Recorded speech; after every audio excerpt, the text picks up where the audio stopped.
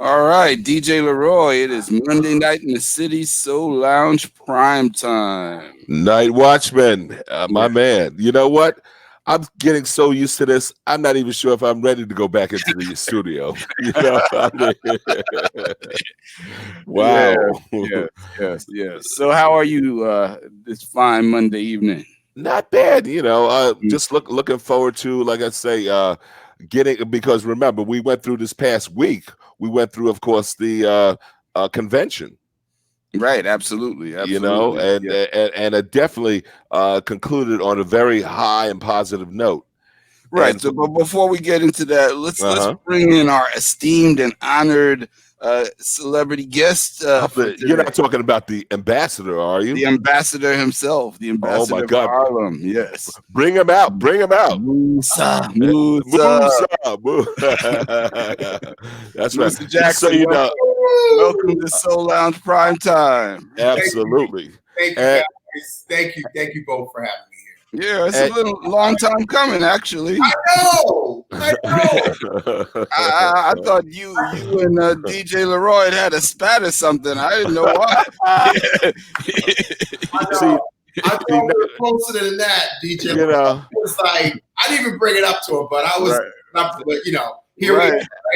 and MPP, I'm glad you didn't bring it up, because it's not that at all. Because as a matter of fact, maybe there might have been the type of thing. I just knew that you come onto the show, you're outshining everybody. That's how you do. Well, you know what? I will say it's good timing. Absolutely. Yep. Okay. Right. Well, Musa, you, unlike a lot of other folk in the village of Harlem, you are actually a native-born guy, unlike some of these others. So do tell. Give me a little background in terms of your family, man. Wow. Okay. That's always. Oh, by the way, I want to say to my mom, today is a special day. Today is her birthday. Oh, happy birthday, Mom! Hey, happy birthday! All right. Hey, Mom. So I would not be here without her. Great. But the background of my family is that the first family member was my aunt, my great aunt, and she arrived because it's always a family member kind of goes right, and then for the rest of the family, right? Right. So anyway, my great aunt, my grandfather's sister, arrived in Harlem in 1919. Nice. From where? I'm sorry, from South Carolina. Okay. And a lot of people. There were a lot of South Carolinians who came to Harlem, and they set up shop near the 125th Street or different avenues and streets. And that was how, like, when you would come from their region, right, you would know to go to that street. And they would have if you didn't have, they'd have a couch for you to sleep on when you first got here, and sometimes a job or a connection or whatever. So you kind of knew where your footing. But like I said, my aunt got here. Aunt Honey got here in 1919. Her family, or her direct lineage, obviously came right after that. Then my mother's older sister arrived in Harlem late 30s, and she just set up shop in Harlem. My mother would come in the 50s, right after high school, and then my dad was here. Actually, was already here, and he came in the mid to late 40s to Harlem. And of course, I arrived in 65. Nice. Literally 1 week after Malcolm X's assassination. Oh, wow. Okay. Wow.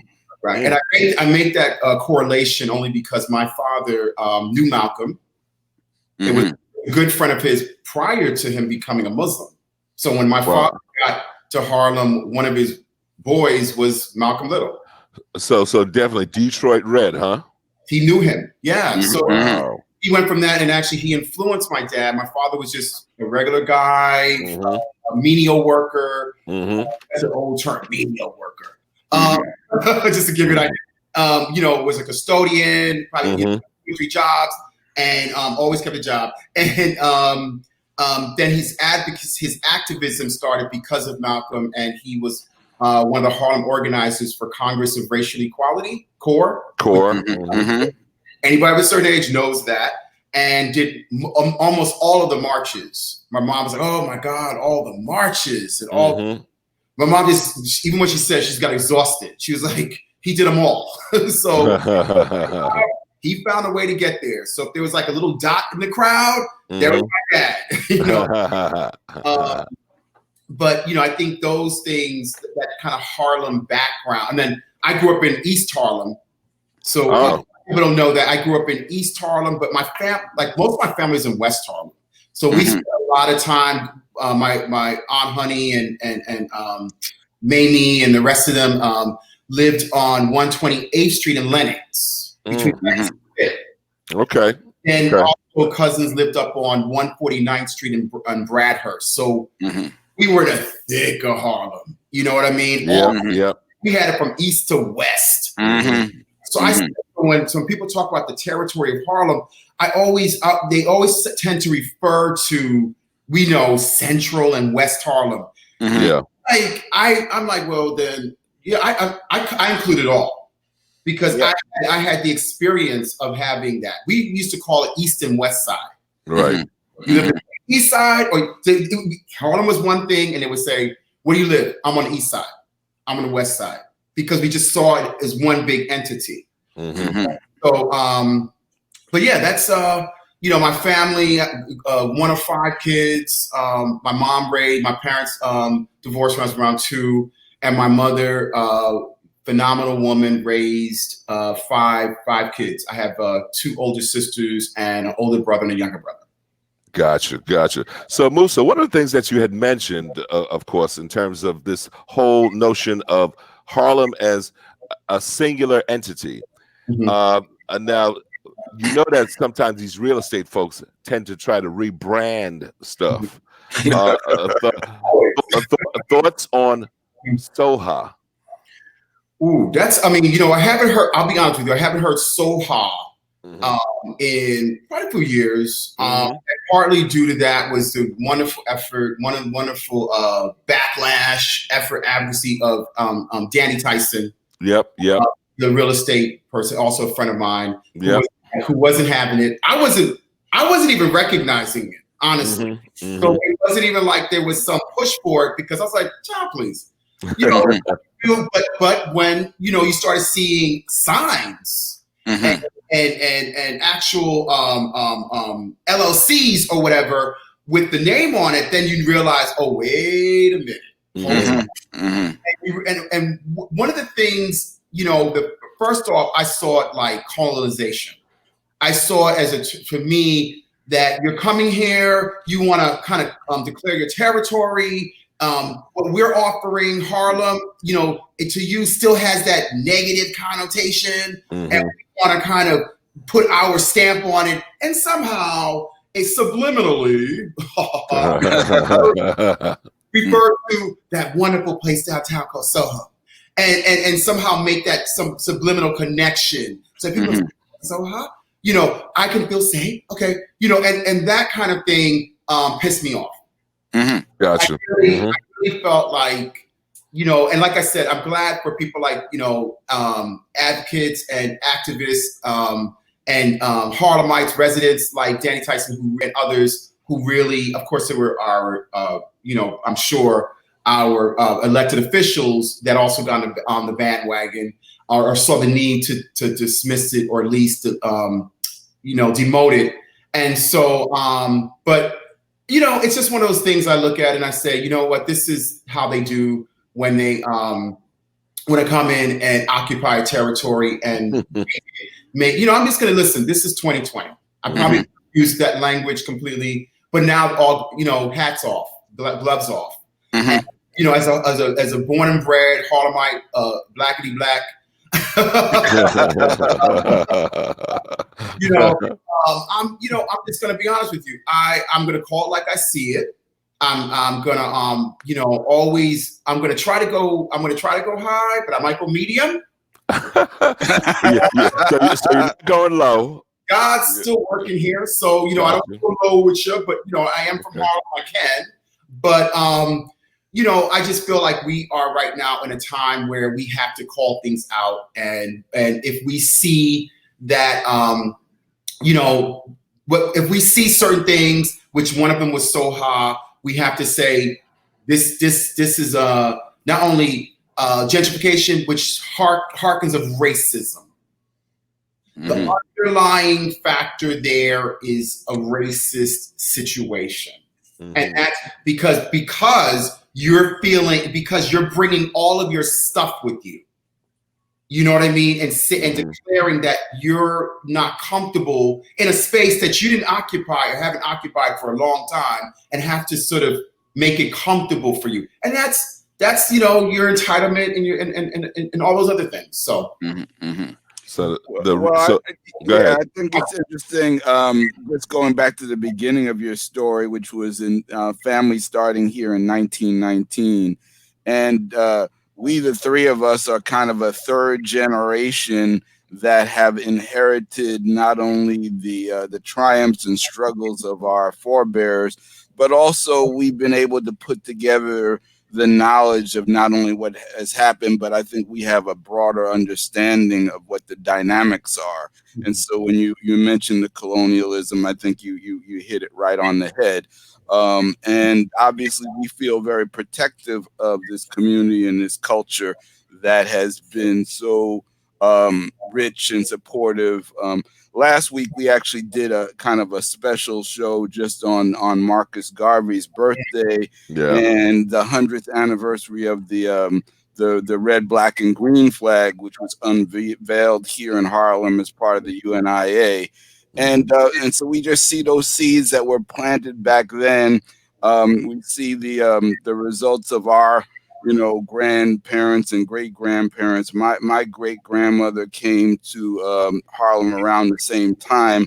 I'm not sure exactly what year she got here, but I know that she bought a brownstone in 1924, which is amazing for an immigrant from Barbados to be that prescient to actually buy property then.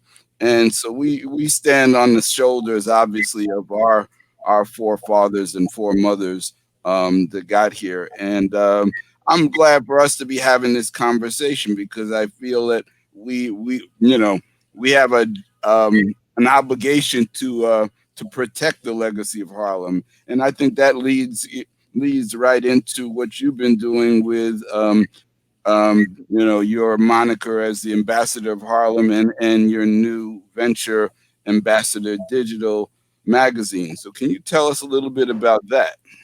The Harlem Ambassador part, or the magazine, or both? Both. Okay, Both. Connected, right? Here's the thing: is that the Harlem Ambassador thing really came about several years ago. And as you know, my background was I was a groundbreaking model. So back, what most people don't know is that's actually Macy's cover. Why is that significant? Is that that was supposed to be a white boy. And I always, when I would come on the scene, they were like, "Oh my God, he's so commercial. He's so." If there's a such thing as a young Black American that commercial face, he's the face with the smile. Oh, cheery.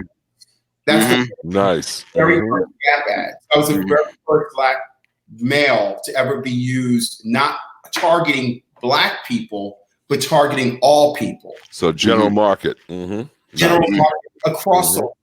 I was discovered very early on by the editor of GQ magazine when I was 8 years old, right out of high school in 1983. Wow. Heard of, because back in those days, if you guys can remember, my predecessors were all older. They all had mustaches. They all had 30s, the cool Marlboro little guy. And I'm just one guy. And why is that significant is because at that time, none of us have a short memory here. Every time you saw someone of my age, they were in the paper. And the statistic was always followed: 1 in 4 are in paper. So they basically gave you, what they were doing was, the media was giving a roadmap. And that roadmap wasn't, darling, to Harvard or to an HBCU. It was to prison. And so when I showed up, and then I showed up at the same time and debuted with the Cosby Show. And so we had Malcolm Jamal Warner's, the new young Black male. And I showed up in the print version. The model Cosby Kid. And then you had the youth explosion on screen, Matt Dillon's and Rob Lowe's and the Brat Pack. So the youth explosion that happened, and they needed these black versions of that. And so I'm this kid, I'm the very first African-American male. And I said male because a female would be Audrey Smaltz. But I'm the first Audrey Smaltz, okay. African-American male born and raised in Harlem to make it internationally and now to be a successful top model. There had never been one before. So I didn't have a roadmap in terms of if you lived in Harlem, you were either going to be a drug addict, you're going to be this. And so when I went to Europe and went other places, they would ask me where I was from, and I didn't say New York. I didn't say America. I almost naively said Harlem. And I realized once I said Harlem, it was almost like I said a curse word, but I couldn't take it back. And I mean, but they were looking at the carriage and the whole thing, and they were like, wow, you kind of harken back to the Renaissance. And so I was able to, through my presence, every job I did, guys, was always the cover of was GQ and Vogue and New York of the time. It was always fabulous and chic and elegant. But I was a kid. So they were saying that whatever you have is something you translate where you come from in a way that is positive, which is what an ambassador is. It takes the goodness of wherever they're from to wherever they go. So when I arrived in Paris, I opened Jean Paul Gaultier. There were thousands of models. There were thousands that wanted, you only have 20 in a show and there might be 2,000 in a casting. And I arrived, not only did I arrive, but he put me in the front. He had, and then he took me to Milan and I opened every single show that I did. And I said, well, I'm from Harlem. And they said, you're like Langston. You're like, you're mythical. And I was like, oh, you gonna sign that check? I can do that. And you know what? And the reason why the ambassador thing, I was there doing it when nobody wanted to be from Harlem. See that part. Nobody wanted it in 1983. If you were in Harlem in 1983, Lenox Avenue, you didn't walk down. 8th Avenue, forget about it. And Marcus Garvey Park and the ruins were a wreck. Yes, indeed. Indeed. Crack and AIDS had ravished my community. So when I walked into all of those places, I don't know what that young kid had. Even when I think about him, I say he was a bad MF because he walked in there with the pride and I booked those jobs. So when you see that Macy's cover, I was flown to San Francisco to do the cover. And I beat out not just the white models, I beat out every black male model too. And I got an 8-year contract with Macy's. This might not seem significant today, but it set the groundwork I helped discover Tyson Beckford. Wow. So it helped 10 years later. So it helped, and I was always giving back to my community. Once I left modeling, I became a producer behind the scenes. I was one of the producers at the Tents. We called it the Tents back then, which is where they have their collections every year, which is New York Fashion Week. Yes. And I was with a boutique agency that handled Caroline Herrera, Diane von Furstenberg, Betsy Johnson, and I was the only black male. And so my job was to handle celebrities and handle front of the house and back of the house, which also gave me, Curtis, you'll know, my event production of a high standard. Because once again, modeling at the highest level and event production, because, fashion shows, you have the entire entertainment industry. Everybody knows fashion. You might not know basketball. You might not know hip hop, but they're all at the same show. That's true. Right? That's true. See that? So fashion is the Olympics of all events because you get every celebrity known to man.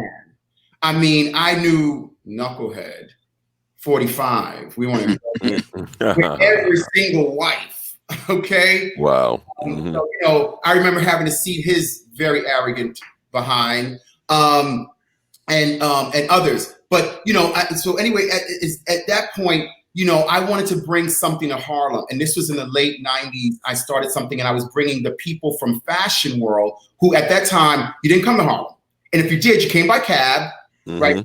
Anybody was living up at that time, and there was Sylvia's, Lennox Lounge, the Apollo, and a couple of little other places, but that's only three that you really knew. That's right. That's it. On the City Museum of Harlem, which wasn't even, this was before Thelma Golden. So I'm saying, keeping it 100 with you guys. So I would do these parties at the Lennox Lounge because Alvin, the former owner, had just revitalized it in '89. And I came on board, and my father was there in the 40s and 50s. So when I walked in, I really didn't know it because it was closed. And he opened it, and I brought the fashion world, and that got me on the BBC. That got me, the BBC had never been to Harlem except for one time, and that was when President Clinton came. So they had to tell me, yes, the second person that's ever been on the BBC in Harlem is me. And so because my nights were so successful, because I was able to integrate, I had like, you know, I'd have like German Vogue, because they were all at the shows. So I said, yo, come up to Harlem. We're going to do a gig in Harlem. And I would have a DJ, a Japanese DJ, people from the hood mixed with the fashion world. And I packed them in a zebra room in the back of Lennox Lounge. I thought the zebra room was where you were doing it. Okay. And we did like 100 people packed in that room. But the electricity of it was still iconic Harlem. And it was, and that spiral, that was way before gentrification, way before any of what you see today. And that kept going and going. And then in the 2000s, when gentrification started, and I was doing these parties and events and started opening up, you know, places like Harlem Shake and all these restaurants, I was the the go-to person. I knew everybody in the community, everybody knew me. I also knew the celebrities downtown, I knew all the publications. So it was kind of like, and then people would start saying, even before that, but they started saying ambassador. And then like people from Africa and Italy and London, oh, ambassador. And it just really kind of caught on. And I remember kind of, oh, what are we talking about? You know, and it was Freddie Jackson. I got to give him props. The great Freddie Jackson, who's also Harlem born. He called me up and he said to me, he said, Musa, I don't care who it is. It could be, you know, all of us notables, we recognize you as the ambassador, and we're going to tell you why. Because you carry Harlem so well, you're so eloquent, and you represent us really well. And if you don't wear that title, we're afraid someone from here will not. Someone from somewhere else will not. And the minute he said that, you know, Uptown Magazine had already declared me the Harlem Ambassador. And I finally, I listened to Freddie and I said, okay, I will always tag it. I will tag it because, and then you'll have to come to me. And if you come to me and say you're the ambassador, you better say, I've been here 100 years. I knew Malcolm X as a child. You better say you knew James Baldwin, which I did. You better say that you were the first of something. And then I'll go, okay, cool, you can have it. Okay. Advocacy work for over 35 years. But that's not going to happen. Right. So is this the first time we've gotten the full origin story of the ambassador? This is great. Yes, it is. This is the first time I'm hearing it for sure. It is the origin of it. And, you know, this is the actual origin of how it was laid out. It wasn't, you never, and I want to say this to your audience, is one thing about Harlemites is we don't declare it for ourselves. The community has to call you that. That's true. And then you wear it. That's right. So I didn't wake up and go, I'm a Harlem Ambassador. I was declared it. And I had to accept it. And once I accepted it, it fit me like a glove. And everywhere I went, whether I was downtown or if I was in another country or whatever, it would just regale people and they would just look at me. And it wasn't, and I never felt it for myself. And the thing about when you say those terms, I never I never think, and Curtis, you know me for a long time, I don't think about myself. I know I'm carrying the projects that I came from. I'm carrying my mom. I'm carrying a lot of people in the way that when you see me, you're seeing them. So if you want to look down on somebody, you want to go there, don't do it. Don't do it. I won't allow it. I will not allow it. If I'm being from Harlem, that might be an ambassador someplace else. They might allow it, but being from Harlem, I'm connected to the poorest of the poor, which is where I come from. And also the most notable of Harlem, which is also where I come from. And so I know that that's the groundwork of how Ambassador Digital Magazine started, because which happened, I had the idea to do Ambassador Digital Magazine last year. I've been working in the business, as you've now got the groundwork, since 1983, in front of the camera and then behind the scenes. I was a producer on many different magazines and contributing editor for Uptown Magazine. I produced shoots for Essence, Afro Styles, Spirit and Flesh. The list goes on and on. As a producer, putting things together, as well as writing, contributing, the whole nine. And so had my own column in Uptown as a Harlem Ambassador. And I said, you know what, I need to do my own, because I felt like I could not only, do it the way I felt I could do it, and talk about the special people that I know of and highlight them in such a way that was akin to Vanity Fair, or, which you'll see later, Vanity Fair, or any of these publications, high-end publications that I work for, and tell their story. And so I had that idea last year, and I said, you know what? I'm gonna debut it March of 2020. Uh-oh. My birthday. I went to DC, came back, had a great time in DC. My birthday's March 2nd. I stayed a little later. March 10th, I had an event with Harlem Ambassador. Another Pisces in the house. That's right. Okay. That's right. You know, together, right? And so, and have these crazy ideas. And so I came home and everything's good. And there was rumblings of, stuff's going on in Italy. Okay, well, that's Italy. And how we do. I got to get to work. And so then by that Monday, we were shut down. And I had already done three or four covers I had in the can. And so I was in the thick of it, you guys, like everybody else, depressed, the whole nine. I could not see my daughter. My mother was in the hospital. Thank God she made it through. I instantly lost my job. And as an event producer, I was instantly unemployed. Wow. Instantly. Wow. You can't bring people, right? That's right. That's right. We don't need you because we can't get together. So I was instantly unemployed, trying to figure it out. And I'm in a depression. And it was my friends and my family. And they were like, what about Ambassador Magazine? And I said, why don't you launch it? Because I almost forgot about it. I was stuck in like that's just a dream. That's like a dream, right? It's a dream. And dreams can be real, but in this moment, I was living in a nightmare. And so it was a few that said launch. And at that time, I had shot Melba. And you know what? When I debuted the cover, Melba was already on 60 Minutes. She was on Cameron Hall. She was everywhere. And I realized, guys, wow, God has my back. Yes, indeed. I said the first cover I launched was not only gorgeous. She looks like any cover. It's stunning because I wanted the queen of hospitality, Melba Wilson, right? That's what she was actually doing for the city of New York. She was representing the small businesses, the restaurants. That's right. The president of New York City Hospitality, first woman of color. That's right. Yep. So, and she did it eloquently and beautiful as any Harlemite would.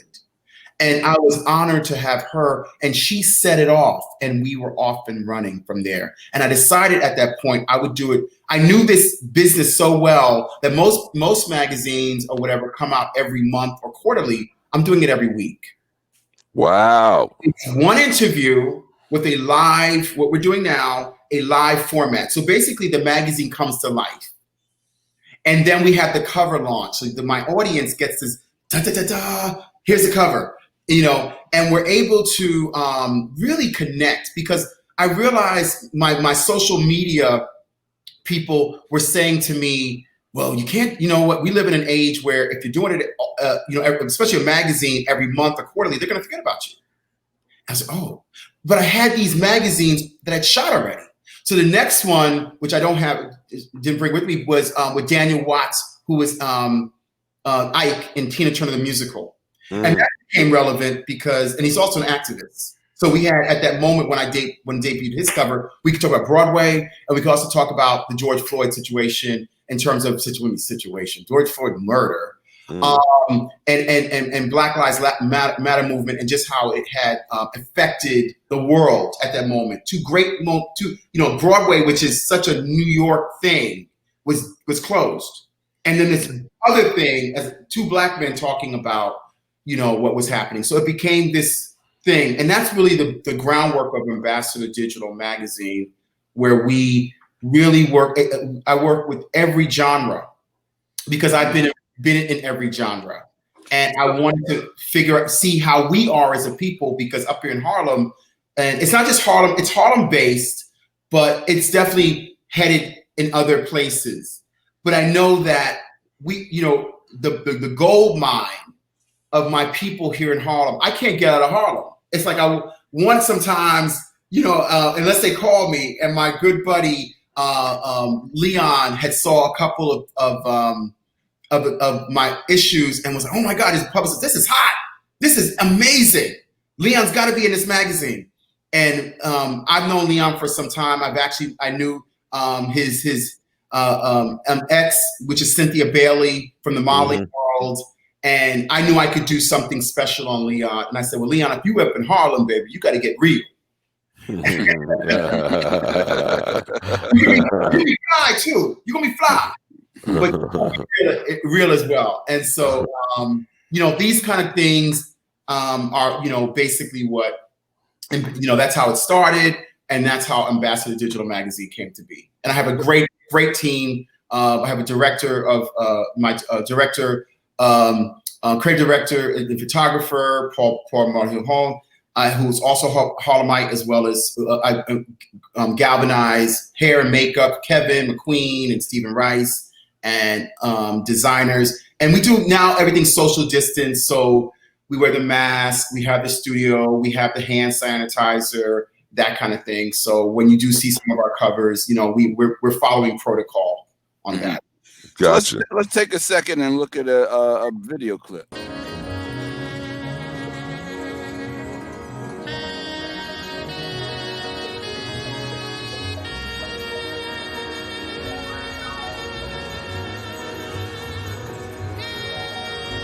Live your life with passion.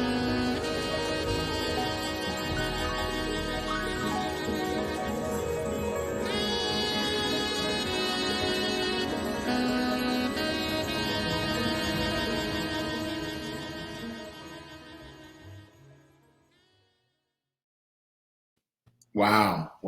Very nice. So Guy and Shireen, that was beautiful. Yeah, you did that, man? Yeah. So I visualized it, and I have a great team. That was done by Josh Wells, one of our videographer. And just kind of the idea is live your life with passion. So I want people that are living their lives with passion, because I feel like if you're passionate about it, you'll see it through. And I've been passionate about what I've been doing, and here we are today. So, I know that if I can spark something, with people who are amazing, like Guy and Shay, they're incredible. Had them on last week on the action. And so I was honored to have them on, because they have such an incredible story. I don't think people know the background completely of those two and their Origins with 5,001 Flavors, as well as Harlem Haberdashery, and also the nonprofits and how they just really, really take their nonprofit is Take Care of Harlem, which they do. And so I wanted to, they're great friends. So I wanted to highlight them in a way that I felt was like all my guests or cover people, I just see as royalty. I see them as, I want them to feel the same way that I felt on those covers or in those ads. And, you know, all the models I know, yes, I know Naomi Campbell. Yes, I know Cynthia Bailey. Yes, I know a lot of the great model beauties of our era and past era. And that's how they were treated. And as well as the men, my counterparts. And I feel like that's the only thing that is deserving of the people that I feature. And so, yeah, you know, that's some of the things that we do with the magazine is highlight, yes, the great work that we're doing here in Harlem. You know, I'm excited.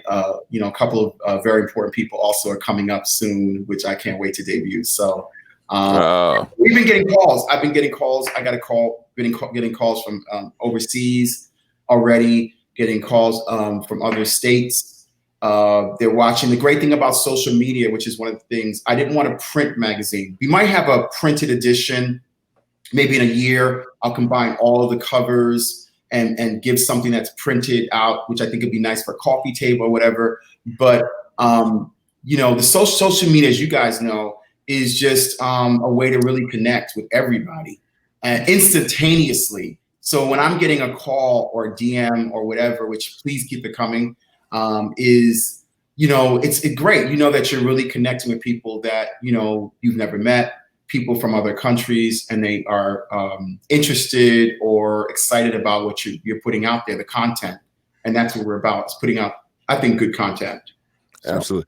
So, Musa, one of the things I certainly do know in the early genesis in terms of the Ambassador, I noticed if there was ever a restaurant opening or a club opening, you were there front and center, a lot of times also producing the event. Is that still happening? What have you seen in terms of the changing environment in Harlem? Okay, well, at the moment, no, there will be no openings, at least in the way that I did them, or at least in the way that you saw them or attended them, because for the most part, because of COVID and the pandemic, we still have to keep safe. We still have to wear masks. We still have to social distance. And even though sometimes they're breaking the rules or they're getting a little bit too close for comfort or whatever, you can have certain things, but it's not going to be, you know, no one's coming to, if you say to somebody today, hey, I'm doing an opening and it's going to be great, it's going to be packed. You're not like, that's, first off, you don't want to attach yourself to that, one, by knowing you're a little careless, and also you want to attend it because you don't know what can happen. So that's the climate. I think they're doing things in Harlem now that they're trying to get, you know, the sidewalks, if you notice, all the cafes and restaurants you can't have indoor dining. So we have the outdoor situation, and they might have off to the side some entertainment, right? And I guess they've all been, you know, everybody's been tested. So, and they're hanging out. So they, you know, you can do that. But there's not the same, it's a different energy. Gotcha. It really is a different energy. And I think we just have to realize that we have to ride it. We have to, you know, take the moment to just reevaluate, slow down a bit. And if we follow the rules, I believe if we, you know, we've kept the numbers really low in New York. Yes, we have. Right? Yes, we have. We can then look forward, right? Because if we know, listen, you know, we're going to survive. 2021 will come, just like we knew when 2019, 2020 was going to come, right? So we have to get through this moment so that, yes, I can do those big events and say, wow, remember, I don't even want to talk about 2020, you know, and have those events again. But we have to kind of really, you know, reevaluate how we do events, and now they're doing it virtually, right? So all these events now, whether it's a sporting event, well, you know, in certain places, sporting or concerts, you know, they don't have an audience, so you can you can do events and openings, but that's not the same thing as what we're talking about. So. Well, definitely, Musa. Certainly, I really, really appreciate your responsible approach to, let's say, the pandemic in terms of the social protocols that one must observe. Because Lord knows, as driving around Harlem one time late at night, I will not say the name, but 126 in Lenox. It was alive, and Musa, I didn't notice any, I should say, attention to social distance or protocols. Right. And as you said, that's a recipe for disaster on some level, you know. But so I'm really encouraged to hear you talk about, let's say, and knowing that it is affecting your bottom line, because you've literally had to pivot and not do events how you used to do them. Now you're doing them in a different way. You're doing them virtually, and gathering that following and getting working it to perfection, so to speak. Oh, thank you. Like you're absolutely right. I avoid certain places. I know people know me, and if I'm walking down the street, cars are stopping. Yo, Musa! So I already know that I can't walk on Lenox Avenue. I can't walk past those places and not know somebody. Right. And so, and when you do that, and they're going to try and pull you in, and I don't want to be pulled in or risk, anything, even if you're wearing a mask or whatever, risk, catching something, and then being around my mother who's in her 80s and pre-existing health conditions. Yeah. Who managed, thank you, God, managed to, not be affected at all by COVID. That's a blessing from the universe. Absolutely. Let her son be a knucklehead and then bring it to her. No, that's not happening. So I would implore, if people are watching, and they are watching, I would implore you to just be mindful. Be mindful of not just yourself, but be mindful of the people that you know and love. Gotcha. So Musa, let's say I'm an alien from another planet. I've landed. True.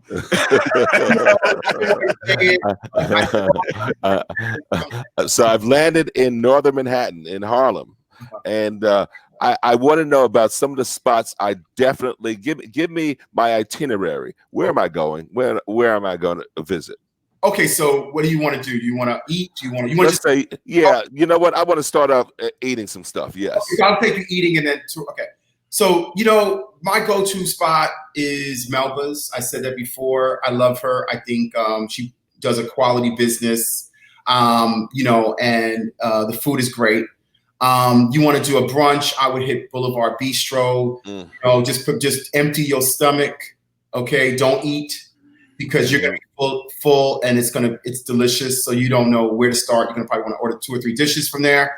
I would probably, to mix it up, I love La Diagonal. I know I'm saying it wrong. I know Spanish really well growing up in El Barrio. Anyway, that's another place. It's a Mexican's place, and they make the best, and here I'm promoting that, make the best blood orange frozen margaritas. Ooh. Oh, really? Ooh. Okay. B Square right next to them also does great drinks and food. Of course, going uptown, I would, you also would want to hit, really does really good business and really does a really, really great food is Sette Pani. It's wonderful. You want your pizza, you go up to Babalucci. Okay. And I left this particular place for last because they're 2 things. Sylvia's, you go to eat, but you also go because it's a cultural and historic place. Iconic, yes. Iconic. Totally. You're gonna get a twofer when you go to Sylvia's. Okay, you're gonna see every picture of every famous person, important person within the last 50 years on their walls. The establishment has been around for 62 years, 60 years or more, and and the family still runs the business. Each places, except for are mostly Black owned. I try to do Black owned, definitely small businesses, but Black owned in Harlem. A place that I like for the kids is Harlem Shake. Hamburgers, and they have a great frosé. Really? That frosé, two of those, and you forget where you were. You're looking around. He's like, "Oh, give me a third one."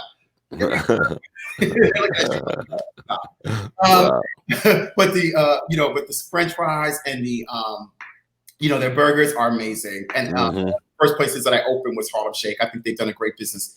And it's also great fun. They have the Wall of Fame and Miss Harlem Shake contest. Absolutely, yes. Yeah. And then I would go to, like I said, well, listen, to see for now. Remember, everything's looking at. So you can take pictures in front of the Apollo. Yes. You can take pictures. There's NBT. You can take pictures at the Schomburg. I don't think they're open now, but the Schomburg. You can take pictures of those. Where we house all of our historic papers.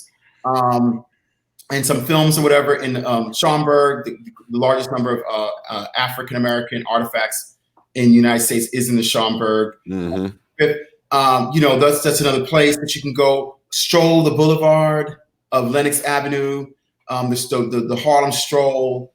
You can also do Frederick Douglass Boulevard, which has become Restaurant Row. And once again, everything is social distance, as you know, if you're in New York.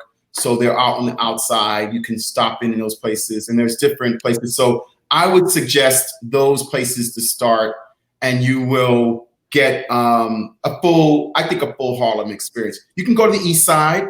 I try to promote the East Side as well. If you do the East Side, I would hit down on Lexington Avenue in the I want to say 104.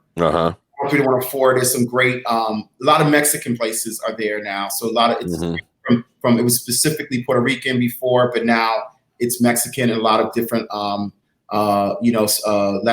Latinx culture, food, and of course 116th is also historic. So people don't know if you know that culture, then 116th Street is their 125th Street. You know what I'm saying?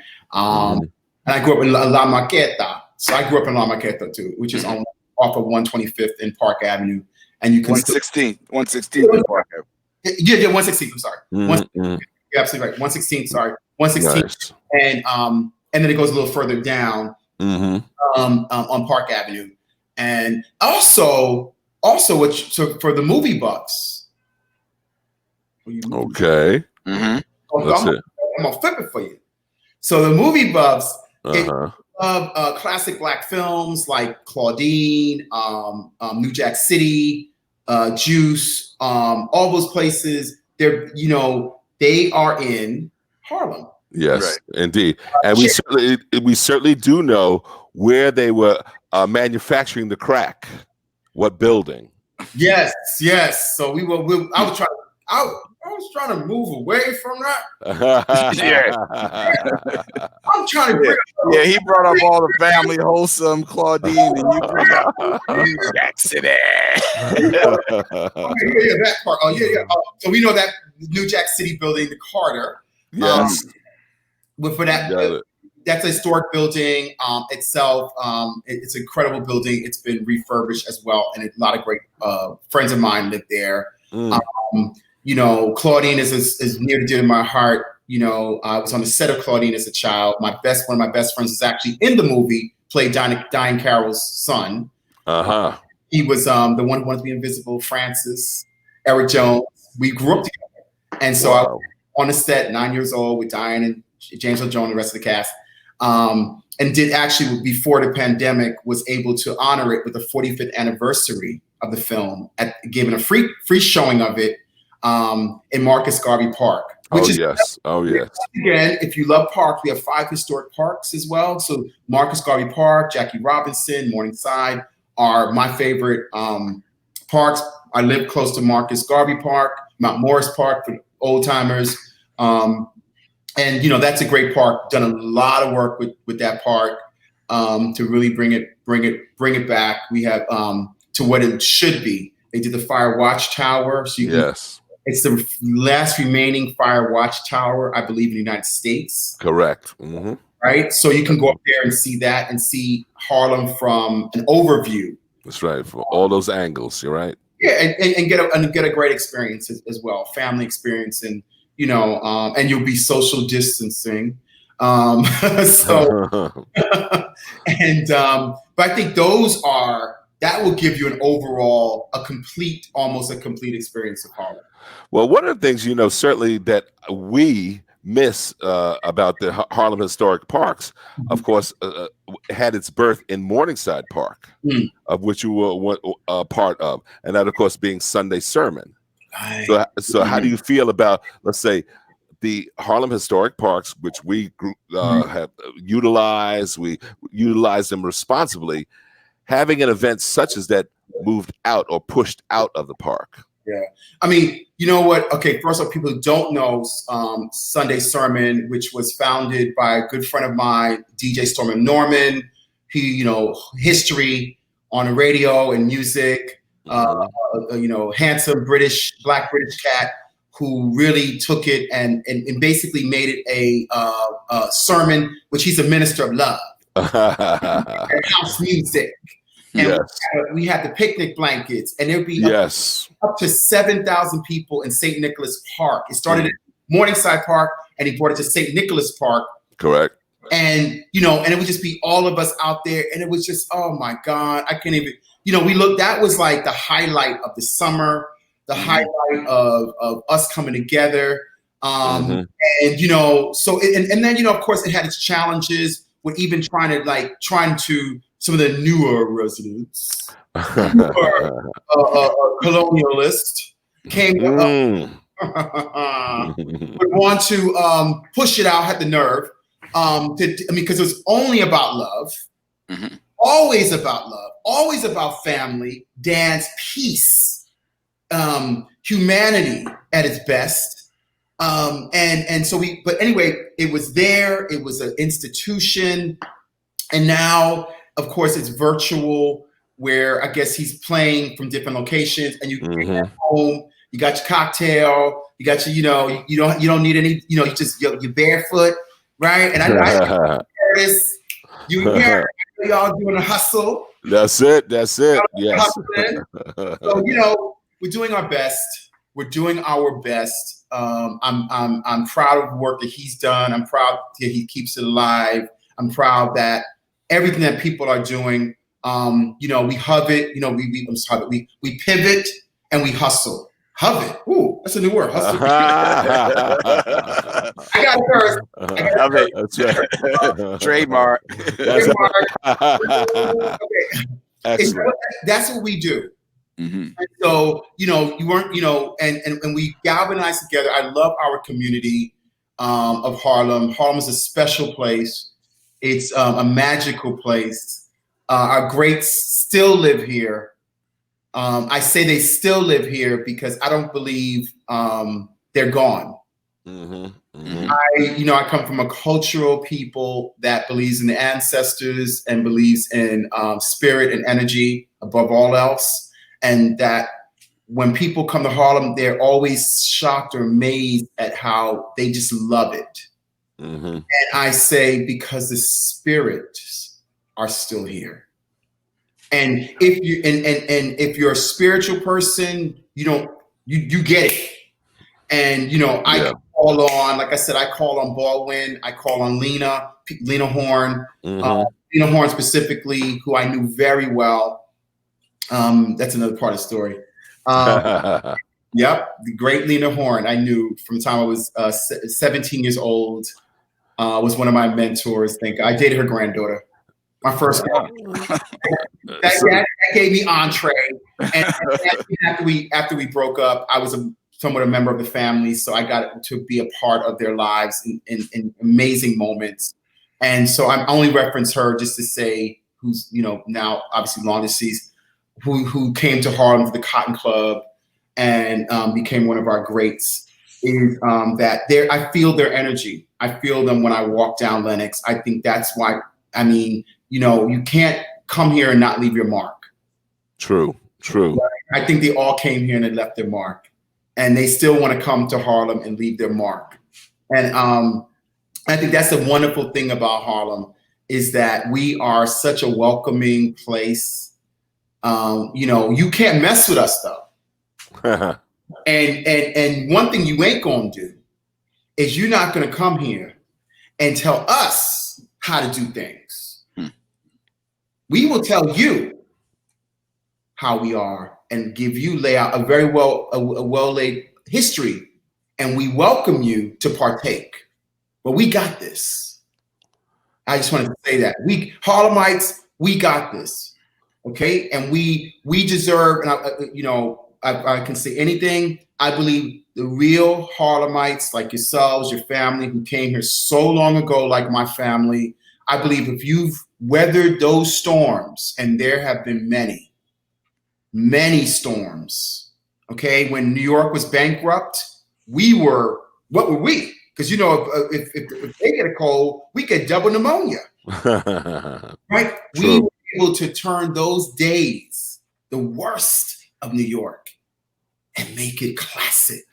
Because when you think of the 70s, that is a classic moment with the music and the families, and we had nothing. And so I say that every single Harlemite who has lived through that, they deserve the best of the best. And as the ambassador, who knows, I might run one day.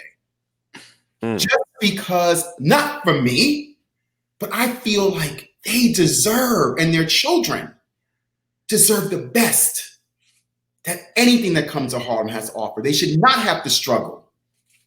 They shouldn't. And I see too many that weren't from here. They come in instantly. Brownstones and everything's like literally the red carpet. And that smacks to me of discrimination and racism because you didn't see us worthy. I always knew I was worthy. I was in their magazines representing before hip hop fashion even was a thing. Okay? There wasn't Dapper. I didn't have that. I came before that.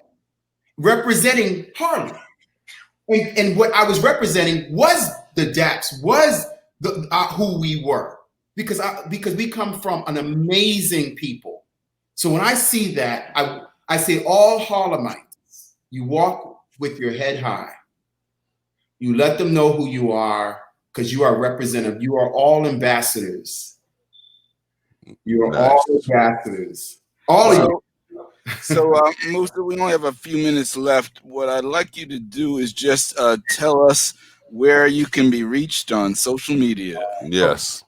Well, I thank you guys for having me, and you can find me personally on Instagram at I am Musa MUSA Jackson. So I am Musa Jackson, and please join our movement, Ambassador Digital Magazine, for the best of Harlem, the best of Harlems around the world. At, once again, Instagram at Ambassador_mag. Ambassador_mag, right? And you can watch us Thursday nights at 7 p.m. on YouTube and Facebook Live, Ambassador Digital Magazine. And that's how you'll find us. Nice. And we always welcome your support, and just trying to bring you good content like what you guys are doing. You guys are doing this is an amazing show. Thank you guys for having me. Finally having me.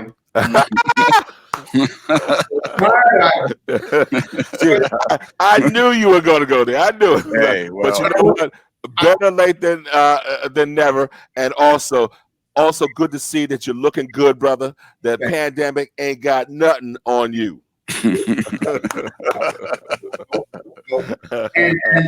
thank you guys for continue to represent the best of Harlem and what we have to offer. Curtis, I want to say specifically to Curtis Archer that even when I started doing my events, Curtis has always been there for me and for Harlem.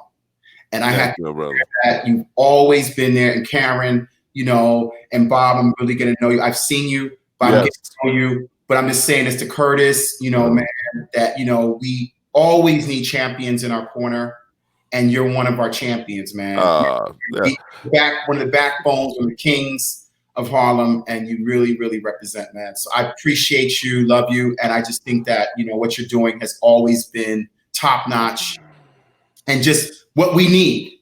And I just want to, hopefully we can also ignite the next generation and understand their legacy. That you guys, man, you got it. You got the digital. Oh man. You don't got, you know, we were practically horse and buggy. You guys have all of what you need. So if you're watching, you know, these are the gentlemen here. This is the community that you come from, and just know that you can achieve anything. And I implore you, Ambassador Digital Magazine implores you to live your life with passion.